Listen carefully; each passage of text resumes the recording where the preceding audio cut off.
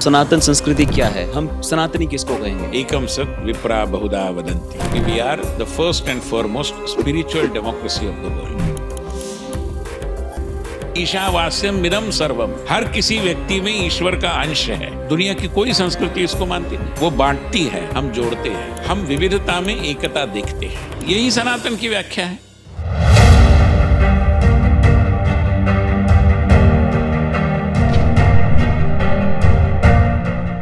Internationally लोग हमको appreciate कर रहे हैं, हमको रिकग्निशन दे रहे, रिस्पेक्ट दे रहे हैं। तो ऐसा तो हमने क्या किया लास्ट 10 सालों में कि ये पूरा चेंज हो गया? हम ही ने अपने घर में अगर इज्जत नहीं दी है तो विश्व क्यों देगा? और 10 सालों में जैसे जितना बल 10 सालों में हमने मातृभाषा पर दिया है। प्रधानमंत्री कहीं भी जाए हिंदी में बोलते हैं कि अगर मुझे हिंदी भाषा बोलना न आता मैं लोगों तक कैसे पहुंचता, और मुझे तो व्यक्तिगत रूप में भी इस भाषा की ताकत क्या होती है मुझे अंदाज है।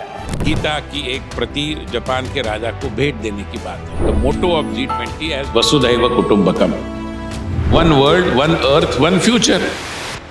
Sir, education plays a very important role. हमारा एजुकेशन कब चेंज होगा कि जो चीजें सिखाई जा रही है वो ऐसी चीज हो जो लोगों को सनातन संस्कृति के नजदीक लेके जाए। गृह मंत्री अमित शाह एक शब्दावली का हमेशा उपयोग करते हैं कि इस देश की मिट्टी की सुगंध जिसको है, ऐसी सामग्री अब शिक्षा में, पाठ्य पुस्तकों में हमारे सामने आने का क्रम प्रारंभ। आपने बहुत नज़दीकी से हमारे गृह मंत्री आदरणीय अमित शाह जी के साथ काम किया होगा, और वो ये ऐसा कार्यकाल था जब बहुत बड़े बड़े फैसले लिए गए। जीएसटी आया, नोटबंदी हुई, सर्जिकल स्ट्राइक्स हुई 2 बार, ऐसे बड़े बड़े फैसले लिए गए। तो सर, आप वो लेवल पे कैसे डिसीजंस लिए जाते हैं? He is a multi-dimensional personality, a man of great strength of resolution. जब वो तय करते हैं, हटते नहीं। जान दे देंगे इसके लिए, क्या बात कर रहे हो आप? सर, आपके हिसाब से आइडियल पॉलिटिशियन कैसा होना चाहिए? A leader is a person who leads the masses.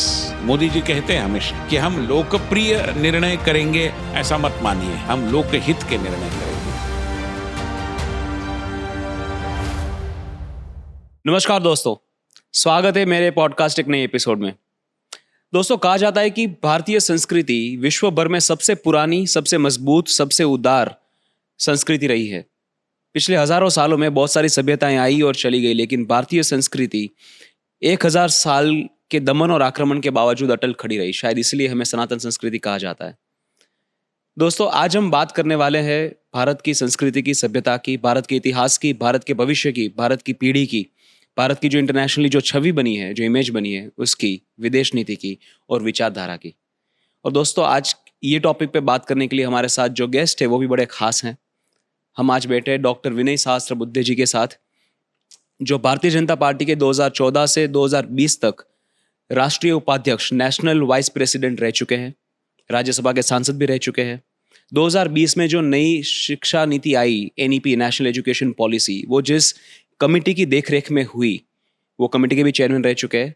और ICCER, Indian council for cultural relations, एक संस्था ऐसी है जो इंडिपेंडेंटली काम करती है सरकार के लिए, जिसका काम है दूसरे देशों के साथ सांस्कृतिक आदान प्रदान करना। ये संस्था के भी वो अध्यक्ष रह चुके हैं। दोस्तों, आज हम उनके साथ बहुत सारी बातें करेंगे। कहा जाता है कि डॉक्टर विनय सहस्त्रबुद्धे जी भारतीय जनता पार्टी के टॉप इंटेलेक्चुअल्स में से एक हैं।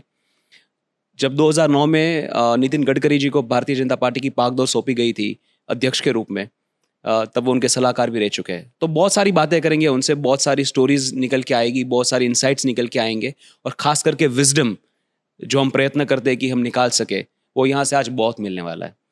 जितनी विशाल उनकी उपलब्धियां हैं, उतना ही गहरा उनका तजुर्बा, और वही तजुर्बे के खजाने से आज कुछ किस्से, कुछ सिक्के मैं लेने आया हूँ और वो फिर आप सब में बांटूंगा। तो चलिए शुरू करते हैं। सर, नमस्कार। नमस्कार। नमस्कार sir, first of all thank you so much, बहुत बहुत आभार हमारा इनविटेशन स्वीकार करने के लिए। सर, जैसे कि मैंने बताया, भारतीय संस्कृति विश्व भर में सबसे पुरानी। एक समय ऐसा था कि भारत को सोने की चिड़िया भी कहा जाता था। तो सर, भारतीय संस्कृति को जो रिकग्निशन और जो रिस्पेक्ट मिलनी चाहिए, वो बहुत सालों से नहीं मिल रही थी। हम उनके हकदार पहले से रहे हैं, लेकिन लास्ट 10 सालों में ये हो रहा है कि इंटरनेशनली लोग हमको अप्रिशिएट कर रहे हैं, हमको रिकग्निशन दे रहे, रिस्पेक्ट दे रहे हैं, लेकिन आज़ादी के 60 सालों तक ये नहीं हो रहा था। तो ऐसा तो हमने क्या किया लास्ट 10 सालों में कि ये पूरा चेंज हो गया? सवाल आपका बहुत सटीक है, but before I answer that, let me thank you profusely. It's a privilege and also a pleasure to be talking to you having a conversation in this podcast. तो आपको बहुत बहुत धन्यवाद।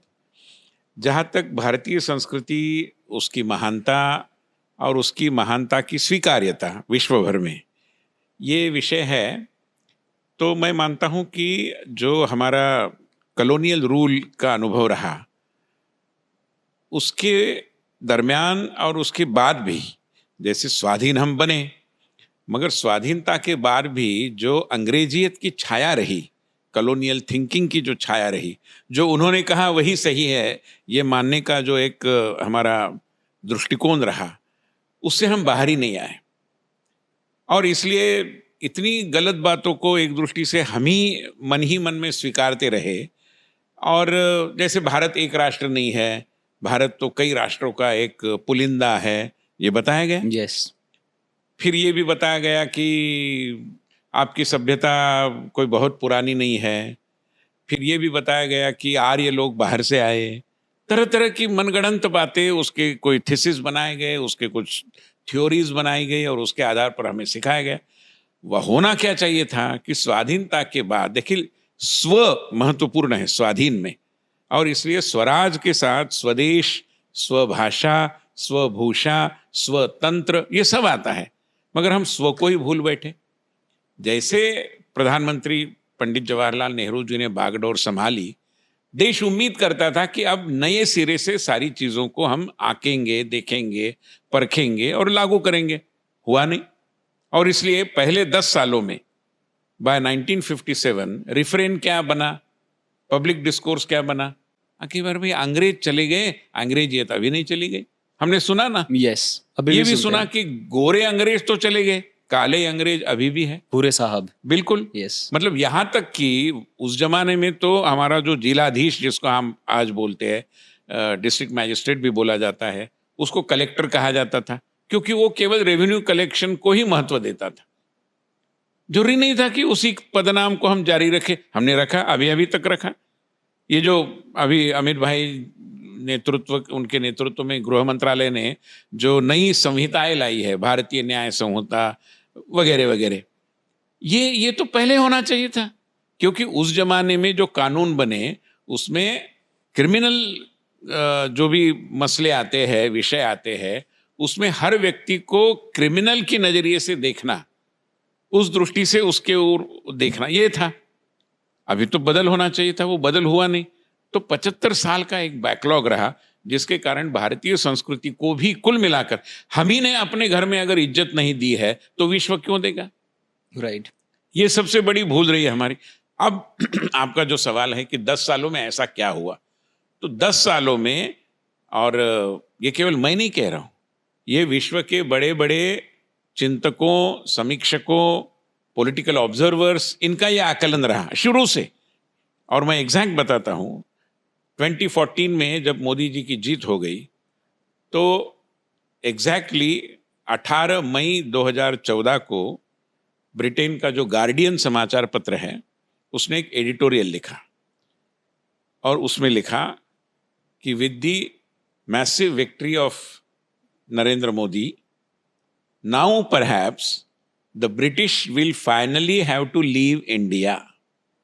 ये गार्डियन बोल रहा है, क्योंकि उसको भी पता था कि इन्होंने स्वाधीनता तो हासिल की, मगर वैसे तो स्वाधीन बने ही नहीं। राइट। ब्रिटिशों का ही राज चलता रहा एक दृष्टि से, अलग पद्धति से। राइट। तो अब ये हो रहा है। और 10 सालों में, जैसे जितना बल 10 सालों में हमने मातृभाषा पर दिया है, अब तक नहीं दिया था। प्रधानमंत्री कहीं भी जाए हिंदी में बोलते हैं, आपको लगेगा कि इसमें क्या बड़ी बात है, मगर बड़ी बात है। मैं रूस में गया था। रूस में हमारा जो भारतीय सांस्कृतिक संबंध परिषद है, उसके द्वारा हिंदी के क्लासेस लिए जाते हैं, और वैसे भी रूस में सोवियत जमाने से हिंदी पढ़ाई जाती है। मॉस्को यूनिवर्सिटी में आज भी हिंदी विभाग है, अन्य भी कई विश्वविद्यालयों में है। तो wherever I go, normally I had made it a practice to interact with the heads of departments of Indic subjects, which are like Indology, Sanskrit, Hindi, so on and so forth. So when I had an interaction with the heads of departments of Hindi, Sanskrit and similar such departments, तो हिंदी पढ़ाने वाली 70 वर्षीय एक महिला है, उसने मुझे कहा कि जाकर आप प्रधानमंत्री जी को मेरी ओर से धन्यवाद दीजिए। मैंने कहा मैं जरूर दूंगा, मगर कोई खास वजह है? तो बोले वजह ये है कि he is the only prime minister of India. मैंने कई प्राइम मिनिस्टर देखे हैं, मगर वो सारे प्राइम मिनिस्टर यहाँ रूस में आकर हमारे रूसी नेताओं के साथ अंग्रेजी में बात करते थे। तो जो इंटरप्रिटेशन का सिलसिला चलता था वो फ्रॉम इंग्लिश टू रूसी चलता था। अब क्या हो गया, अब हमारे जैसे लोगों को काम मिला, क्योंकि हम हिंदी टू रूसी करते हैं या रूसी टू हिंदी करते हैं। तो आपकी भाषा को आपके प्रधानमंत्री ने इतनी इज्जत दी, जिसके कारण हमारा भी सीना एक दृष्टि से गौरवान्वित हुआ। तो go and tell him that I am thankful to him. ये है तो मातृभाषा का गौरव है। कुल मिलाकर जैसे गीता की एक प्रति जापान के राजा को भेंट देने की बात है, सिंपल सी बात है। अब तक के प्रधानमंत्रियों ने दुर्भाग्यवश बहुत साहस नहीं दिखाया। गीता को केवल हिंदू धर्म के कॉन्टेक्स्ट में देखा गया। गीता तो जीवन का तत्व ज्ञान है, राइट। उसका मजहब से कोई संबंध नहीं है, मगर देखा गया उसी सोच के आधार पर वो नहीं हो पाया।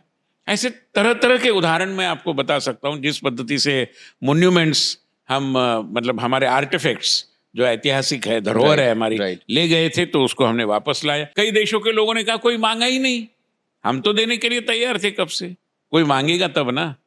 अभी हमने मांगा तो लोग दे रहे।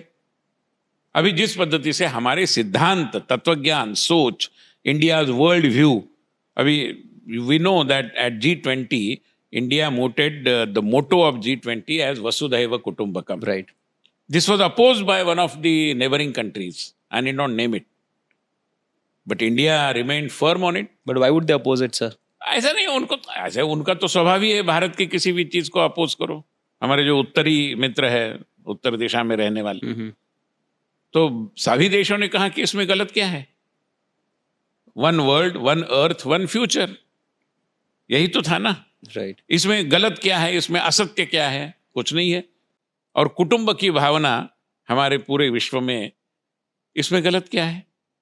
But they were opposed because that Vasudhaiva Kutumbakam came from our scriptures. Maybe they were not very comfortable with that, whatever the reason. मगर हम डटकर खड़े रहे तो हो पाया। अभी बांग्लादेश में जो हुआ, प्रधानमंत्री जी ने 3 बार हिंदू जो अल्पसंख्यक समुदाय है उसकी सुरक्षा के बारे में बिल्कुल बिना हिचकिचाहट बातें की। करनी चाहिए। विश्व में कहीं भी हिंदू समाज पर अन्याय होता है, भारत नहीं बोलेगा तो कौन बोलेगा? हम ही को तो बोलना चाहिए। कुंभ का जैसा कार्यक्रम हुआ, विदेश के सारे लोगों को बुलाया गया देखने के लिए, बुलाना ही चाहिए। भारतीय संस्कृति ने यही सब है ना। वैसे भी भारत की संकल्पना में से संस्कृति को हटा दो, what remains? So here is a prime minister, here is a regime that appreciates this, that understands this, and therefore is not shy in talking about our culture. Sir, जैसे कि आपने बताया कि ही इज नॉट शाई, तो ये लोगों को भी लागू पड़ता है जो भारत के लोग हैं। एक समय ऐसा था कि जब हमारे कल्चर की बातें करने में हमको खुद को शर्म आती थी, मतलब वो एक माइंडसेट पहले से इनकलकेट किया गया था लोगों में। अभी भी जो भारतीय बाहर रहते हैं वो बाहर टिका करके नहीं जाते, क्योंकि शायद उनको कहीं ना कहीं शर्म आती है। तो आप मानते हो कि ये धीरे धीरे चेंज हो रहा है? ये होना ही पड़ेगा, क्योंकि देखो भारत की पहचान भारत के रूप में है ना। एक हमारे उत्तर पूर्व के कलाकारों का एक डेलीगेशन गया था, तो उन्होंने बोला कि हम सारे वेस्टर्न डांस प्रस्तुत करने के लिए आए हैं। तो जिन्होंने बुलाया था वो बोले हमने तो आपको सोचा था कि आप भारत से आए हैं तो आप भरतनाट्यम प्रस्तुत करेंगे, आप आसाम का सत्रिय डांस प्रस्तुत करेंगे, आप कालबेलिया डांस जो हमारे राजस्थान का लोक कला नृत्य है वो प्रस्तुत करेंगे। आप वेस्टर्न डांस करने के लिए यहाँ क्यों आए हैं? यहाँ तो बहुत भरे पड़े हैं, सारे वेस्टर्न डांस ही करते हैं। तो हमारी पहचान हमारी संस्कृति के कारण है, हमारी आस्थाओं के कारण है, हमारी परंपराओं के कारण है। इसको हमें भूलना यानी अपने आप को भूलना है, और इसलिए ये होना चाहिए। मैंने भाषा का विषय कहा, मुझे एक बताइए, पोलैंड जैसा देश, रोमानिया ले लीजिए, बेल्जियम ले लीजिए, हॉलैंड ले लीजिए, do they go for their training in medicine in English? No, अपनी अपनी भाषा में करते। तो हमें क्यों अपराध बोध होना चाहिए कि अरे हिंदी में मैं कैसे मेडिसिन को पढ़ूंगा? क्यों नहीं पढ़ेंगे भैया? मराठी में पढ़ना चाहिए, बंगाली में पढ़ना चाहिए, हमारी भाषा है। इसको हम गौरवान्वित नहीं करेंगे तो कौन करेगा? राइट और हम नहीं बोलेंगे तो कौन बोलेगा? ये भाषाएं मृत प्राय हो जाएगी। और भाषा is the vehicle of culture. If language dies, culture, I mean it will be very difficult for culture to sustain its. Right right right तो इसलिए मैं मानता हूं कि विदेश में भी ये ट्रेंड आ रहा है, भारतीय लोगों को इसका एहसास हो रहा है। जैसे हमारी आहार विहार पद्धति है, मुझे एक किसान तज्ञ ने एक बार कहा था कि कहावत है, मुहावरा है, हम कहते हैं कि apple a day keeps the doctor away. But he told me कि remember this is true only in Himachal Pradesh and those areas where you grow apple. If you eat apple every day in Mumbai, doctor will visit every day. Right तो ये सब सभी के साथ जुड़ा है। हम जिस Right. पद्धति के कपड़े पहनते हैं, और आपको बताऊं, फिर एक बार रूस का उदाहरण दे रहा हूं। मॉस्को में मैंने जो तरह तरह की मीटिंगें की, उसमें एक भारतीय हमारे जो टेलर्स है उनके साथ। क्यों? There are about 12 tailors who are doing a brisk business in Moscow. Why? Because there bandhgala has become extremely popular. Wow So India is going global. Indian things are making waves. They are acquiring a place of prominence in the ethos of other countries as well. और ये इसलिए जरूरी है, and that is the last point I would like to make, कि मैं गया था China, कई लोग जाते हैं, इजराइल भी गया था। At both the places I could not help but get an impression that in Beijing perhaps I am in A Mandarin America and in Tel Aviv I am in a Hebrew America, because Americanization is everywhere. You have the same Kentucky Fried Chicken, McDonald, this that, सारे अब तुम्हारे कपड़ों के brands ले लिए, सब वही है। चाइना का कुछ है ही नहीं, इजराइल का ऐसा कुछ, केवल भाषा बदल है। आपको कनॉट सर्कस में या फ्लोरा फाउंटेन या हुतात्मा चौक में ये अनुभव नहीं आता, आपको ध्यान में आता है कि यू आर इन इंडिया। ये होना जरूरी है। अगर ये नहीं होगा तो क्या होगा? वो थॉमस फ्रीडमन नाम के एक पत्रकार स्तंभ लेखक ने किताब लिखी, द वर्ल्ड इज फ्लैट। तो वो ग्लोबलाइजेशन के बाद इक्वल अपॉर्चुनिटीज सब देशों को मिल रही है, so there is a level playing field, which is why he said the world is flat, which is okay in the economic context. But if we allow cultural flattening of the world will lose its beauty and charm. इसलिए हमारी संस्कृति, सभ्यता, परंपराएं, इनके प्रति हमें एक उचित सम्मान की भावना होनी चाहिए, उसके प्रति हमें गौरव होना चाहिए, और उसके सुरक्षा का दायित्व हमारा अपना सबका है, केवल सरकार नहीं कर सकती है, इसका भी एहसास होना चाहिए। सर, इसके ऊपर एक और follow up question, and this is my last question on this particular topic is, बहुत सारी ऐसी चीज़ें जो इंडियन कल्चर से बाहर आई, वेस्टर्नाइज होकर वापस इंडिया तक पहुंच रही है। फॉर एग्जांपल योगा हम बोलते हैं, राइट? जो रियल टर्म है वो योग है, बिल्कुल राइट? वो वेस्टर्नाइज होके योगा होके आ गया यहाँ पे, और you are using the right term, right? और अभी भी हम योगा ही बोलते हैं, और क्योंकि वो बाहर से आया इसलिए we started taking it seriously. मैंने आपका एक इंटरव्यू देखा था सर, जिसमें आपने बताया था कि फ्रांस में इंडिया के आर्टिस्ट्स, इंडिया के फोक सिंगर्स, वो वहाँ पे रहते हैं, वहाँ पे प्रोग्राम्स करते हैं, वहाँ पे बड़े बड़े बंगले बना के रखे हैं उन्होंने। तो ये बाहर वाले हमको रिस्पेक्ट देते हैं, लेकिन मतलब they understand the value of the culture, but they don't want to credit us for it, and they westernise those concepts and send it back to India. See, this is bound to happen. We are in a competitive world. तो कोई भी दूसरे देश का महिमा मंडन करते समय थोड़ा तो अपने हिसाब किताब से ही करेगा ना। आसानी से आपको कोई वरीयता देगा नहीं, उसके लिए बाकी भी चीज़ों की जरूरत होती है। आपकी सक्रियता कितनी है? हमने ICCR में एक बार विश्व की जो नेशनल लाइब्रेरीज होती है उनमें भारत कहाँ है इसका सर्वे किया। तो जैसे मैं एक उदाहरण बैंकॉक का देता हूँ, थाईलैंड की नेशनल लाइब्रेरी की बड़ी 6 मंजिला बड़ी इमारत है। तो हमारे रिपोर्ट में आया कि उसका पूरा एक फ्लोर चाइना की किताबों से भरा पड़ा है और भारत 3 अलमारियों में है। Who is responsible for this? Of course, government, our embassies, our diplomats, they do have some responsibility, but people also have responsibility. If you don't visit libraries and inquire after Indian books, books written on India, written by Indians, why would they keep books? See, we are in a market driven world, whether you appreciate it और not. Absolutely. तो इसलिए हमें ये करना पड़ेगा, हमें अपने बारे में लोगों को कहना पड़ेगा, और उसके लिए विश्व का रिकग्निशन तभी मिलेगा जब ध्यान में आएगा कि अरे भाई मार्केट है इधर। अभी आप हीथ्रो में जाते हैं तो वहाँ पर गुजराती में लिखे हुए आपको साइनेजेस क्यों मिलते हैं? क्योंकि उन्होंने देखा कि भाई बिजनेस तो गुजरात से आ रहा है, तो गुजराती साइनेज है। इंडियन रेस्टोरेंट्स, हमारे अड़ोस पड़ोस के जो देश है ना, वो भी अपना रेस्टोरेंट अगर उनका देश का नाम लगाएंगे तो धंधा बैठ जाएगा, मगर इंडियन रेस्टोरेंट कहेंगे तो लोग जरूर भीड़ इकट्ठा होगी और खाने के लिए आएंगे, because India has become a brand, Indian food has become a brand. तो उसकी अहमियत, उसकी स्वीकार्यता, उसका सम्मान, ये हमारे मन में पहले होना चाहिए, और तब जा कर के विश्व भी उसको स्वीकार करेगा। मैं मानता हूँ कि विश्व जरूर स्वीकार करेगा। विश्व हमारी ओर देख रहा है कि आप अपने आप को कितना समझते हैं, स्वीकारते हैं और सम्मानित करते हैं। सर, अगर सनातन संस्कृति की बात करें, एकदम बेसिक से समझने की कोशिश करें, तो सनातन संस्कृति क्या है? हम सनातनी किसको कहेंगे? देखिए, नए नए शब्द आते रहते हैं, मगर जैसे हमारे पार्लियामेंट में, राज्यसभा में जहाँ से हम एंटर करते हैं, वहाँ ऊपर लिखा हुआ है, अभी of course in the old parliament house, एकम सत विप्रा बहुधा वदंती। मैं मानता हूँ कि भारतीय संस्कृति का पूरा सार इसी में आता है, एकम सत विप्रा बहुधा वदंती। मैं उसका वर्णन अपने शब्दों में करता हूँ कि we are the first and foremost spiritual democracy of the world. हम विश्व का आध्यात्मिक लोकतंत्र हैं। हमने कभी ये नहीं कहा कि माय वे और हाई वे। हमने ये कभी नहीं कहा कि you are valid, you are invalid. हमने कभी ये नहीं कहा कि यही किताब महत्वपूर्ण, बाकी किताबें जला दो।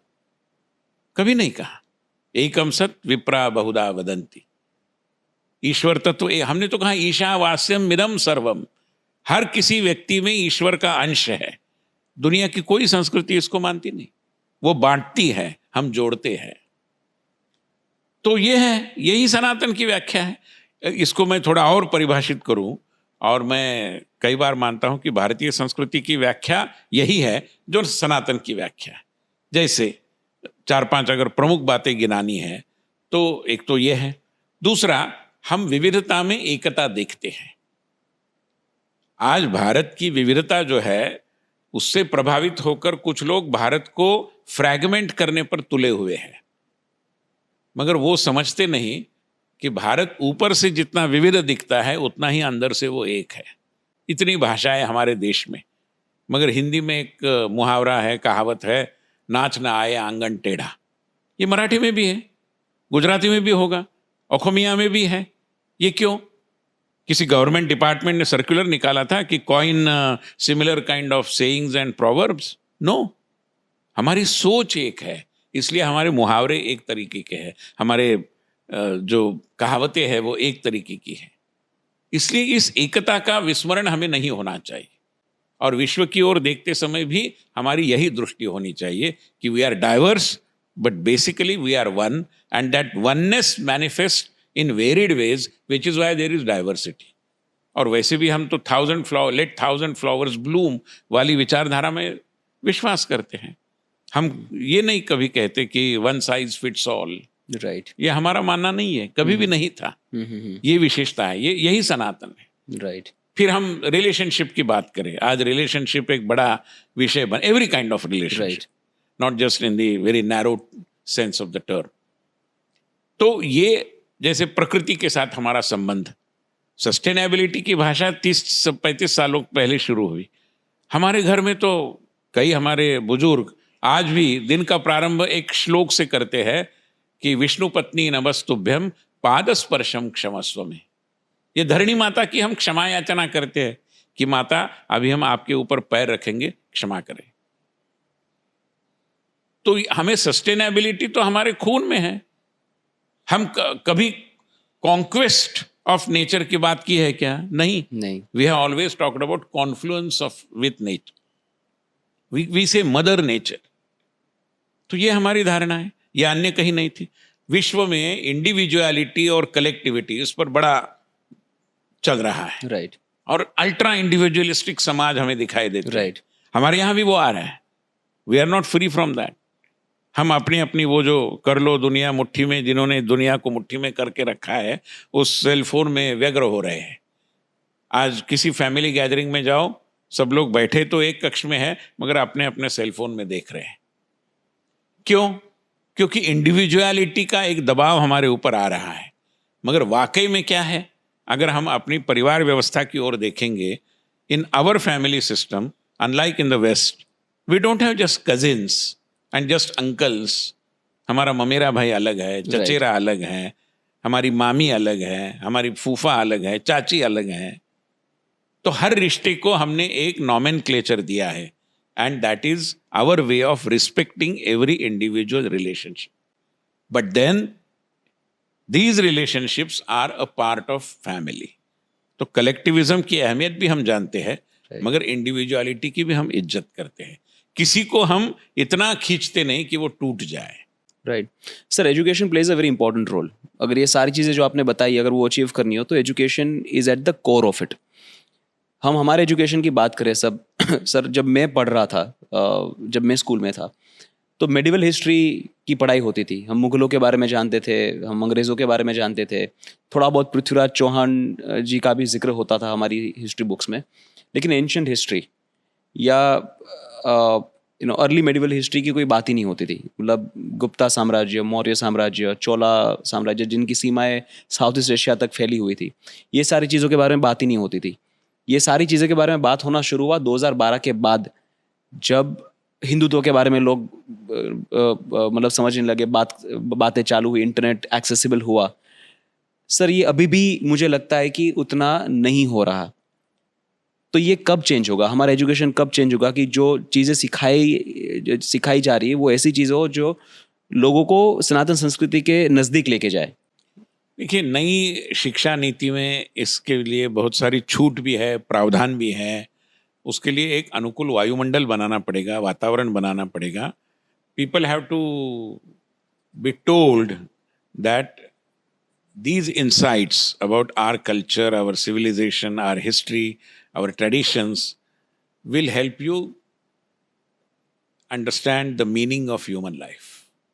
ये बताने से उनको फिर ध्यान में आएगा कि हाँ चलो वैल्यू एडिशन है। आज क्या हो गया है कि नौकरी, पेशा, करियर, इसकी दृष्टि से ही शिक्षा की ओर देखते हैं, तो ये भ्रांतियाँ होती है। राइट। तो इसके बारे में जागरूकता बनानी पड़ेगी। और इसमें जो संतुलन की बात है, आपने बिल्कुल सही कहा है। वैसे तो ये बैकलॉग भी बहुत पुराना है और कई बार इसकी चर्चा भी हुई है।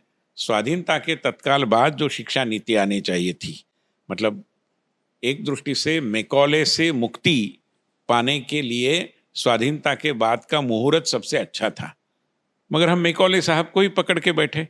और इसलिए जब डॉक्टर मुरली मनोहर जोशी जी थे, तब एक चर्चा सत्र में एक शब्दावली का प्रयोग मैंने भी किया था, बाकी कई लोगों ने किया, कि we are in the process of demacaulayisation of education. आज वो वाकई में प्रत्यक्ष में हो रहा है। राइट। अभी जो आपने कहा कि ये असंतुलन जो है वो कब बदलेगा, तो जिस parliamentary standing committee on education का मैं अध्यक्ष रहा, तो हमने टेक्स्ट बुक रिफॉर्म्स पर एक सुनवाई की, कई लोगों की बातें सुनी और एक बड़ी अच्छी रिपोर्ट दी। तो हमारे सामने प्रस्तुत होने के लिए शायद भारतीय संसद के इतिहास में पहली बार हुआ होगा कि एक 7वीं कक्षा का लड़का आया, उसने हमें चिट्ठी लिखी थी कि I would like to come and depose before the committee.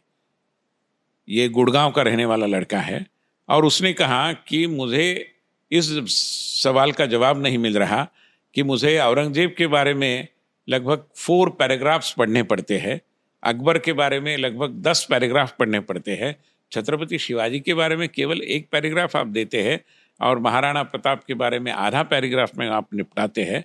ये अन्याय क्यों हो रहा है? तो हमने हमारी रिकमेंडेशंस में ये सब डाला है।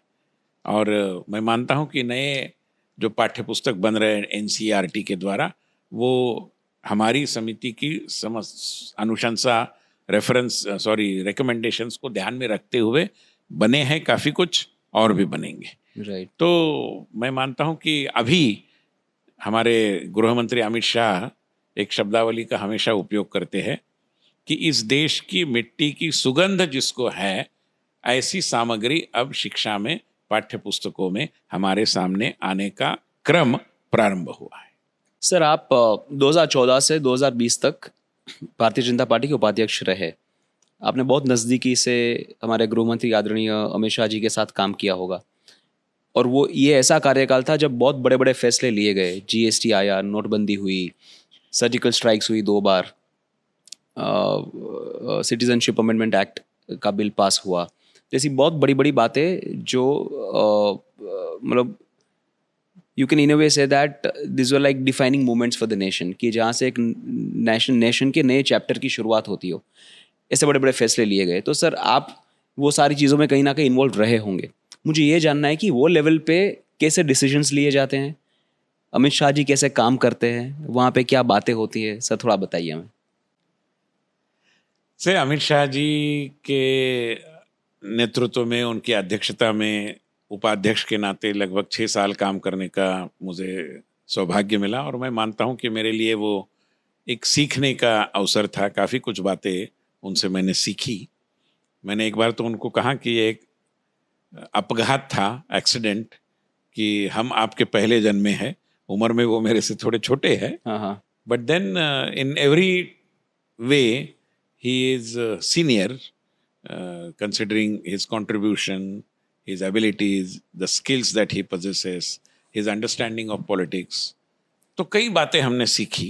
राइट। मगर उनकी कार्यपद्धति की सबसे बड़ी विशेषता ये है कि वो लिखा हुआ पढ़ने में बहुत अधिक विश्वास करते हैं, और लिखित रूप में।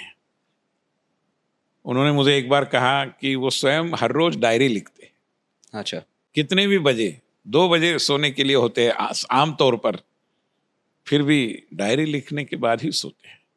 घर में कोई बड़ा घटना हुई, किसी की मृत्यु हुई, किसी की शादी हुई, फिर भी डायरी लिखे बगैर वो सोते नहीं, which is such a great thing, क्योंकि that is documentation in a way, maybe in the personal context. Right. दूसरा बात है कि वो एक बहुत बड़े वर्कोहोलिक है। इतने घंटे काम करते रहते हैं, पढ़ते रहते हैं, सुनते रहते हैं, अध्येता है। Don't look at him as a politician, that would be a mistake. Of course he is a politician, no doubt, but he is an avid reader. मैं पार्लियामेंट में गया तो मुझे उन्होंने कहा कि अभी तो आपको पार्लियामेंट की लाइब्रेरी का एक्सेस है, आप जरा मेरे लिए एक काम करिए कि छत्रपति शिवाजी महाराज और मराठाओं का इतिहास, इसके बारे में मैं कुछ लिख रहा हूँ, तो मुझे रेफरेंसेस के लिए किताबें चाहिए। अच्छा। तो लगभग 18 किताबें मैंने पार्लियामेंट की लाइब्रेरी से, उस समय वो पार्लियामेंट में नहीं थे, तो मैंने उनके लिए प्रस्तुत की, तो काफ़ी प्रसन्न हो गए। और एक किताब तो उन्होंने 2-3 बरस अपने पास रखी।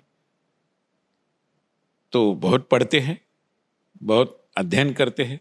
रामभाऊ महाळगी प्रबोधिनी, जिस संस्था के प्रांगण में हम बैठे हैं, इस संस्था के तत्वावधान में हमने एक कार्यक्रम आयोजित किया, जिसमें उन्होंने आर्य चाणक्य और उनकी विचारों की, कार्यकर्तृत्व की प्रासंगिकता, इस पर बड़ा सारगर्भित व्याख्यान दिया।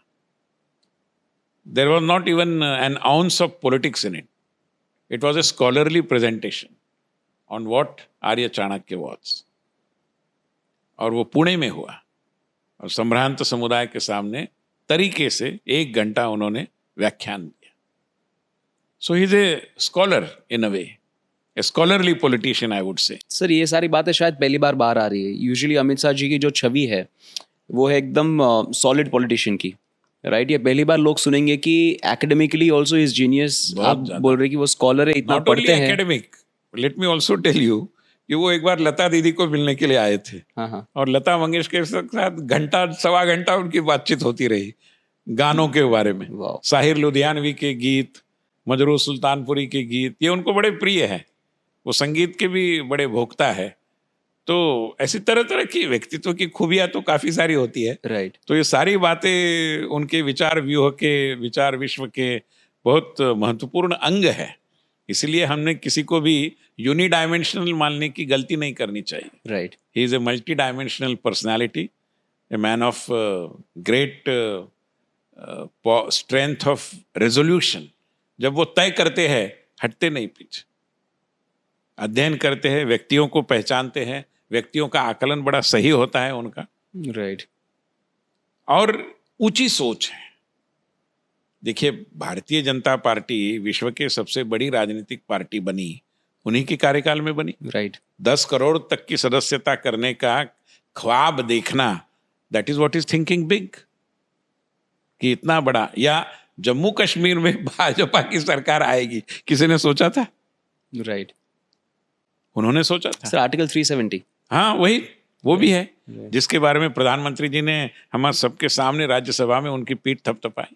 तो when there is a will there is a way. इसके वो एक जीवंत उदाहरण है, मैं मानता हूँ। सर आप मोदी जी को भी बहुत बार मिले हैं, नज़दीकी से आपने उनके साथ काम भी किया है, तो उनकी जीवन शैली, कार्यशैली की बहुत सारी बातें होती है, आपने बहुत नज़दीकी से देखा है उनको। तो मैं ये जानना चाहता हूँ कि सर ऐसी क्या चीज़ें हैं जो आपने उनसे सीखी, या आप लोगों को कहेंगे कि सीखना चाहिए उनसे? देखिए, मोदी जी हमारे बहुत वरिष्ठ और बड़े नेता हैं, और इतना भी कोई मैं बहुत निकट हूँ ऐसा कहना उचित नहीं है। हाँ, ये बात सही है कि वो जब संघ के प्रचारक और बाद में भारतीय जनता पार्टी के राष्ट्रीय महामंत्री संगठन बने, तब इसी प्रबोधिनी में वो आए थे, जब यहाँ पर शिवराज सिंह चौहान उस समय युवा मोर्चा के अध्यक्ष थे। तो युवा मोर्चा का एक बहुत बड़ा प्रशिक्षण वर्ग हुआ था, और उसमें एक सत्र मोदी जी का हुआ। उसके पहले ये घटना होगी 2001 की। उसके पहले 89 में अगर मैं ये कहूँ कि मेरा पहला ठीक से परिचय प्रधानमंत्री जी से हुआ। 1988 से मैं प्रबोधिनी का काम कर रहा हूँ, और 89 में प्रबोधिनी ने एक पहला महाराष्ट्र प्रदेश भारतीय जनता पार्टी का वैचारिक प्रशिक्षण वर्ग आयोजित किया था। उस समय ये भवन बना नहीं था, ये जो ट्रेनिंग कॉम्प्लेक्स है, संकुल है, वो नहीं था। So we use the facility of the government of Maharashtra, जो आरए कॉलोनी में है, जिसको न्यूजीलैंड हॉस्टल बोला जाता है। तो वहाँ पर बहुत बढ़िया तरीके से 4 दिन का कार्यक्रम हुआ। प्रमोद महाजन, गोपीनाथ मुंडे, महाराष्ट्र भाजपा के सभी मान्यवर पूरे 4 दिन वहाँ रहने के लिए थे। माननीय आडवाणी जी ने उसका उद्घाटन किया था, और तरह तरह के विषयों की चर्चा हुई। उसमें गुजरात से एक डेलीगेशन देखने के लिए, समझने के लिए आया था। उसमें माननीय प्रधानमंत्री नरेंद्र मोदी थे और माननीय अमित शाह जी भी थे। तो मुझे उस समय थोड़ा ही ना पता होता है, और जमीन पर बैठे उस समय तो वर्ग की कल्पना बड़ी सिंपल सी थी कि लोग वर्ग नीचे बैठेंगे, दरिया डाली जाएगी, गद्दे जरूरी हो तो सीनियर्स के लिए, और लोग नीचे बैठकर ही जो भी कलम कॉपी होती है उसके आधार पर लिख लेंगे, पढ़ेंगे, जो भी होगा।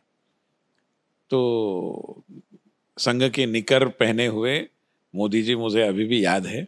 अमित भाई भी उसमें थे, ये बाद में मुझे पता चला कि उसमें जो थे एक युवा नेता, उस समय महज 25 साल के होंगे वो, that was Amit Shah. Sir वो समय के मोदी जी की अगर बात करें, जब आपने उनको पहली बार देखा, आपको याद था कि वो मोदी जी है, मतलब आपका परिचय भी हुआ था, तो सर वो समय पे कैसे थे वो? मतलब उनकी personality I am sure difficult to ignore ही होंगी, लेकिन तब आपने उनमें क्या देखा था? नहीं, ऐसे है कि पर्सनालिटी जो उनकी है उसके केंद्र में एक कार्यकर्ता है, और मैं मानता हूं कि वो कार्यकर्ता भाव, वो विचारधारा के प्रति समर्पण, ये ही उनके जीवन की प्रेरणा रही है, और इसी आधार पर वो आगे बढ़े हैं। राइट। जब वो प्रधानमंत्री बने तो पहली बार मैं उनको मिलने के लिए गया, हो सकता है जुलाई 2014 की बात होगी।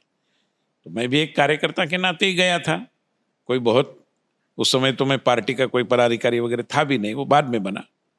तो ऐसी राजनीति कोई बहुत मन पर एकदम चढ़ी हुई थी ऐसा भी था नहीं, परिचय था पुराना, उन्होंने भी बड़प्पन है उनका कि समय दिया। तो मैं गया, जब प्रधानमंत्री जी के घर के बाहर वाले दीवान खाने में बैठा था, तब मुझे एकदम से ध्यान में आया कि मैं तो कोई फूल वगैरह लेकर आया ही नहीं। At least I should have taken a bouquet with congratulate, right, which was very natural. Right. तो मैं बड़े अपराध भाव से ग्रसित हो गया, अभी 5 मिनट में मिलना था, कैसे करूं? तो मैं पेशो पेश में था, इधर अंदर से बुलावा आ गया। तो मैं गया तो हाथ जोड़कर पहला ही वाक्य मेरा रहा कि मोदी जी माफ़ करिए, मैंने कुछ फूल वगैरह तो लाए नहीं। तो मेरे पीठ पर एक गुद्दी लगाते हुए उन्होंने कहा, बुद्धिमान हो। That is Modi ji. तो he believes in informal relations, informality, right, आत्मीय भाव। कोई जाए, मेरे मतलब किसी के बेटे की शादी है, कोई जाता है अगर कोई प्रणाम भी करता है उनको तो वो कहते हैं कि झुकना मना है, और वो स्वयं झुकते हैं, हमने देखा है। मगर कोई उनका चरण स्पर्श करे उनको लगता है कि ये उचित नहीं है। ये मोदी जी है। और जो उनकी स्मरण शक्ति है, सभी चीज़ों को बहुत अच्छे तरीके से याद रखकर आकलन में लाने की जो उनकी कार्य पद्धति है, बहुत विशिष्टतापूर्ण है। इसीलिए मोदी मोदी है। सर, आपने अटल जी के साथ भी थोड़ा बहुत काम किया होगा शायद, आप वरिष्ठ नेता है, तो ये दो बड़े कद्दावर नेता भारतीय जनता पार्टी के जो प्रधानमंत्री बने और देश के लिए, कार्यकर्ताओं के लिए बहुत बड़ी प्रेरणा है। तो सर मैं आपसे ये जानना चाहता हूँ, आपने दोनों को देखा है, आपने दोनों के साथ काम किया है, क्या डिफरेंस है? What makes Atal ji special, what makes Modi ji special? क्या क्या समानता है और क्या डिफरेंस है? वैसे तो मेरे जैसे छोटे कार्यकर्ता ने दो बड़े नेताओं की तुलना नहीं करनी चाहिए, और वैसे भी नहीं करनी चाहिए मेरा मानना है, क्योंकि हर किसी नेता का बड़प्पन अपनी पद्धति का होता है। तो perhaps it is not fair to compare, but still if academically we have to look into the persona of Atal ji and Modi ji, तो मुझे तो काफ़ी समानताएं दिखती है। वो भी कवि थे, ये भी कवि है। वो भी एक विचारक थे, ये भी विचारक है। वो भी प्रचारक थे, ये भी प्रचारक थे। तो समानताएं तो काफ़ी है। और मैंने किसी आर्टिकल में लिखा भी कि समान सोच कैसे आगे बढ़ती जाती है प्रोग्रेसिवली। लाल बहादुर शास्त्री जी ने कहा जय जवान जय किसान, अटल जी ने उसमें जोड़ा जय विज्ञान, राइट। मोदी जी ने जोड़ा जय किसान, जय जवान, जय विज्ञान, जय अनुसंधान, रिसर्च। कितनी सटीक बात है। सर, भारत के सॉफ्ट पावर की अगर बात करें तो दो चार चीज़ों के बारे में बात होती है। एक तो हो गया योगा, आयुर्वेदा, स्पिरिचुअलिटी, मतलब जो स्पिरिचुअल प्रैक्टिस के लिए लोग बाहर से यहाँ आते हैं। मतलब बहुत कम जगह ऐसी है जहाँ पे लोग जा सकते हैं, वेस्टर्नर्स स्पेशली। तो ये एक सॉफ्ट पावर हो गया। इंडियन एंटरटेनमेंट, जहाँ पे डांस म्यूजिक वगैरह हो गया। सर, आपके हिसाब से सबसे स्ट्रॉन्ग और सबसे सटीक सॉफ्ट पावर भारत की क्या होगी? Idea of India is the centerpiece of our soft power, and all other things are the manifestations of it. अभी हमारी नृत्य परंपरा देखिए, भरतनाट्यम देखिए, कथक देखिए, मैंने सत्रीय डांस का उल्लेख किया, आसाम में जो होता है। ये नृत्य कहाँ से आए? ये केवल नृत्य के लिए नृत्य थोड़े ही न बने।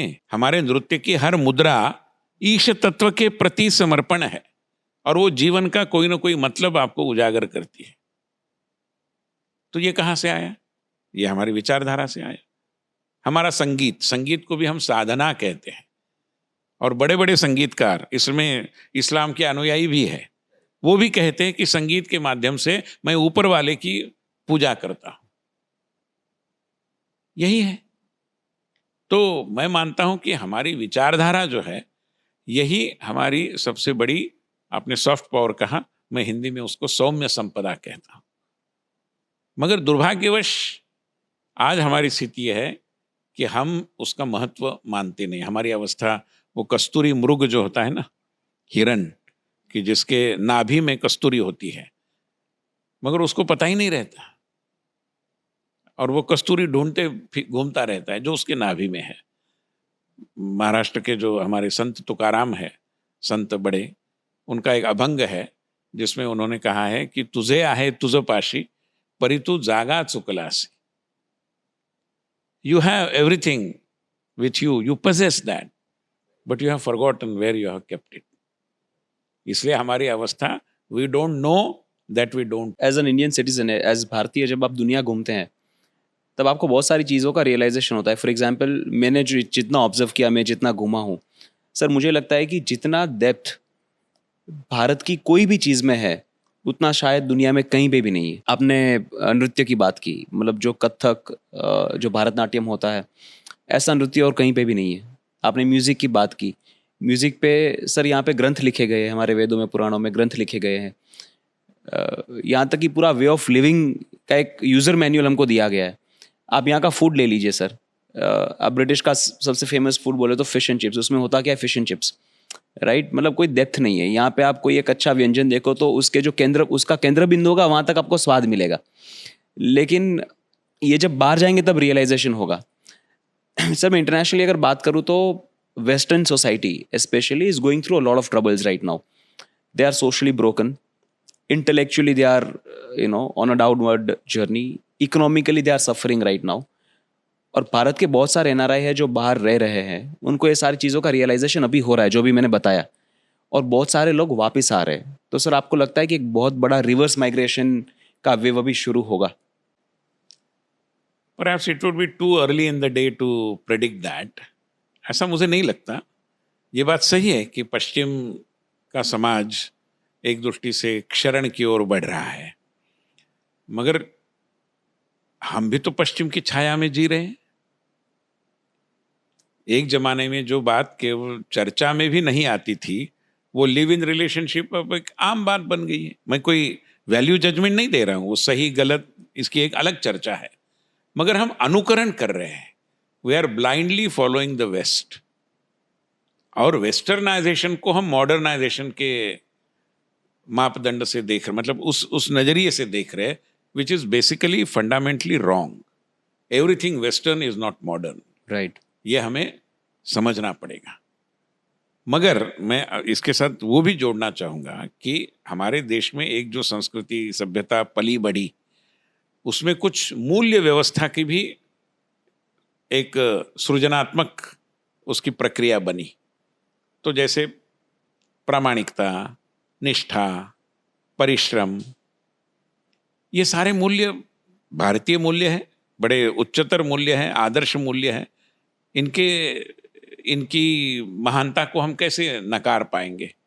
कोई नकारा, किसी के द्वारा नकारा नहीं जा सकता. मगर इन मूल्यों के साथ साथ पश्चिमी जगत में मुख्य रूप में जो औद्योगिक क्रांति हुई, उसके पश्चात एक नई मूल्य व्यवस्था आई. आप उसको वेस्टर्न वैल्यू सिस्टम कहिए, मॉडर्न कहिए, या अमेरिकन वैल्यू सिस्टम कहिए, जिसमें रिजल्ट ओरिएंटेशन, प्रोडक्टिविटी, मैनेजमेंट या प्रबंधन, प्रेजेंटेशन, इनको बड़ा महत्व है. अभी इन दोनों वैल्यू सिस्टम्स में से कोई भी एक परिपूर्ण नहीं है. No matter how honest, dedicated, समर्पित, निष्ठावान you are, if you fail in presentation, productivity, result orientation, you may not go anywhere. Similarly, howsoever expert you are in management science, productivity, result orientation, presentation, अगर मूल में आप dishonest है, you lack in integrity, you don't have the ability to perspire, you are not going to go anywhere. तो इन दोनों का समन्वय होना बहुत जरूरी है, और मैं मानता हूं कि इस समन्वय की राजधानी भारत हो सकता है. सर जैसा कि मैंने बताया कि एक पूरे देश का जो माइंडसेट है वो काफ़ी हद तक एजुकेशन से आता है. आप एजुकेशनिस्ट है, education is something which is very close to your heart. आपने एनईपी में भी मुख्य भूमिका निभाई. तो सर मुझे ये जानना है कि विकसित भारत का एजुकेशन कैसा होगा? आज से 25 साल बाद इंडिया क्या पढ़ रहा होगा? इंडिया का एजुकेशन कैसा दिखेगा? जस्ट स्मॉल करेक्शन, एनईपी के साथ मेरा संबंध पार्लियामेंट्री स्टैंडिंग कमेटी के चेयरमैन के नाते आया था. Otherwise I was not a part of the committee that formulated the new education policy. But yes, I have been interacting with educationist and dealing with education related issues. In so far as Viksit Bharat और एक शिक्षा, मतलब विकसित भारत की ओर ले जाने वाली शिक्षा, if that is the crux of your question, मुझे लगता है कि 2-3 चीज़ें बहुत महत्वपूर्ण हैं. एक तो यह है कि हमारी संस्कृति सभ्यता, इसके साथ रिश्ता न तोड़ते हुए हमें आधुनिक युग में आधुनिक तकनीकी के साथ प्रविष्ट होना है, सारी कुशलताओं का अर्जन करना है. इसका एक बहुत अच्छा, इसकी एक अच्छी समझदारी हमारे अंदर विकसित होना बहुत जरूरी है. राइट. चाहे वो छात्र हो, अभिभावक हो, शिक्षक हो, कोई भी हो, इन सबको ये धारणा मन में पक्की होनी चाहिए, पहली बात. दूसरा है कि हमारी शिक्षा में सबसे केंद्रवर्ती क्या है? Teacher and taught relationship. Indian education philosophy is all about teacher taught relationship. Right. हमारे भगवान कृष्ण और राम गुरुगृह में जाकर पढ़ाई क्यों करते थे? उनके पैलेसेस छोटे थे इसलिए थोड़ी न जाते थे, मगर उनके यहाँ जाकर एजुकेशन बाय इलस्ट्रेशन ये होता था. गुरु जैसे आचरण करता है छात्र वैसा करने लगता है। तो ये गुरु शिष्य संबंधों पर जो हमारे यहाँ बल है, आज भी संगीत नृत्य जैसे क्षेत्रों में ये परंपराएं आज भी जीवित हैं। तो इसको केंद्रवर्ती भूमिका में लाकर हमें ये आगे ले जाना पड़ेगा शिक्षा व्यवस्था को। राइट। और तीसरी बात यह है कि शिक्षा नीति का नवीकरण अभी अभी हुआ, नई शिक्षा नीति लगभग 35 सालों के बाद आई। इतना कार्यकाल लगाने की जरूरत नहीं है, because world is changing very fast. Right. So may be every 5 years you have to change your syllabus और री-लुक एट द सिलेबस। ये तो अभी अभी हुआ जब प्रधानमंत्री जी ने हर पॉलिटेक्निक को कुछ 2-3 करोड़ रुपया देकर ये कहा कि अभी ये टर्नर फिटर के कोर्सेज बस हो गए हैं, अभी आपको आर्टिफिशियल इंटेलिजेंस और वर्चुअल रियलिटी और ये सब सीखने की जरूरत है, उसके लिए ये धन का उपयोग करो। राइट। तो ये बदलते हुए विश्व का एक आकलन हमारे दिमाग में हमेशा रहना चाहिए। मगर ये भी सही है कि किसी भी सिविलाइजेशन की यात्रा पंडित दीनदयाल उपाध्याय के शब्दों का आधार लेकर अगर कहता है तो वो from the past through the present to the future होती है। इसका भी विस्मरण नहीं होना चाहिए। सर, हम ब्रह्मभाव माल की प्रबोधिनी में बैठे हैं, जहाँ पे आप राजनेताओं को शिक्षा देते हैं, पॉलिटिकल लीडर्स को ट्रेन करते हैं। सर, आपके हिसाब से आइडियल पॉलिटिशियन कैसा होना चाहिए, एक आदर्श राजनेता कैसा होना चाहिए? देखिए, नेताओं की व्याख्या कई लोगों ने की है, but there is one political scientist, he was a politician as well, Harold Laski, जो ब्रिटेन में थे, बहुत गणमान्य विचारक भी थे उनके ज़माने के। उन्होंने एक कहा कि a leader is a person who leads the masses, और उसको जोड़ा and refuses to be led by the masses. Wow, ये महत्वपूर्ण है। राइट। आज क्या हो रहा है, मार्केट सेंट्रिक इकोनॉमी आ गई, वो तो मैं समझ रहा हूँ, मगर हमारा सारा जीवन तंत्र अगर मार्केट सेंट्रिक होगा तो पॉपुलिज्म बढ़ेगा, जो बढ़ता दिखाई दे रहा है, और लोग चाहते हैं इसलिए नेता वो करने लगेगा, which is a leader being led by the masses, which is very ironical and a kind of perversion also, right. जो कतई हमारे राजतंत्र को, हमारे जनतंत्र को मजबूत नहीं बनाएगा। हमें ऐसे नेता चाहिए, जैसे मोदी जी कहते हैं हमेशा कि हम लोकप्रिय निर्णय करेंगे, ऐसा मत मानिए, हम लोकहित के निर्णय करेंगे, क्योंकि कई बार लोकप्रिय और लोकहित इसमें अंतर भी होना संभवनीय है। राइट। और वो उन्होंने करके दिखाए भी कई निर्णय, जो ऊपर ऊपर थोड़े अलोकप्रिय भी थे मगर अंततोगत्वा लोकहित के साबित भी हुए। तो ये होना बहुत जरूरी है। और सबसे महत्वपूर्ण है कि नेताओं के अंदर एक सेंस ऑफ पर्पस बड़ा अलर्ट और बड़ा स्ट्रांग होना चाहिए। आज कोई भी अगर हमारे जैसे किसी भी राजनीतिक प्राणी को पूछता है कि why are you in politics, तो हम तो यही स्टॉक जवाब देते हैं ना, कि टू सर्व द पीपल। अगर कोई आज का जेन जी वाला लड़का पूछता है, या इवन जो भी अल्फा या ऐसा जो भी जनरेशन है, अगर वो ये पूछता है कि रियली तो मेरे पास उसका सही जवाब होना चाहिए। Right. I should be able to convince that citizen of tomorrow कि yes, आज क्या हो गया है, नेता और राजनेताओं में एक हिपोक्रेसी आ गई है। They talk and what they walk are two different things. The moment we do away with hypocrisy, leaders become more authentic Right. and therefore more popular also. Right.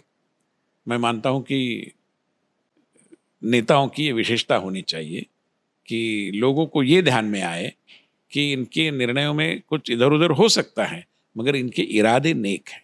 मैं मानता हूं कि प्रधानमंत्री मोदी जी इसके प्रतीक हैं। उन्होंने भी स्वयं कहा है कई 100%, बार पार्लियामेंट में राइट। कि वी मे कमिट मिस्टेक्स। ऐसा नहीं, हम भी मनुष्य हैं, गलतियां हमसे भी हो सकती हैं, मगर हमारे इरादों पर शक करे ऐसा कुछ नहीं। Right. And that is the strongest point with prime minister Modi. Sir, thank you so much ये समय हमारे साथ बिताने के लिए। ये पॉडकास्ट मेरे लिए बहुत ही महत्वपूर्ण है, बिकॉज मैं यहाँ से बहुत सारी चीज़ें सीख के जा रहा हूँ और लोग भी बहुत कुछ सीखेंगे ये सुन के। सर, ये मेरे लिए और मेरे ऑडियंस के लिए एक बहुत बड़ी बात है कि मैं आपके साथ बैठा हूँ और आपके तजुर्बे से कुछ सीख रहा हूँ। Thank you so much sir. I am grateful to you for having come all the way from Ahmedabad to this place. और आपके साथ बात करने में हमें भी खुशी है, आनंद है, प्रसन्नता है. आपका ये जो चैनल है वो हमेशा तरक्की करे, दिन दूनी रात चौगुनी. इन्हीं शुभकामनाओं के साथ मतलब Thank you so हमारा much. संवाद पूर्ण विराम की ओर जा रहा है. Thank you so much. बहुत धन्यवाद. Thank you. Thank you. धन्यवाद. Thank you.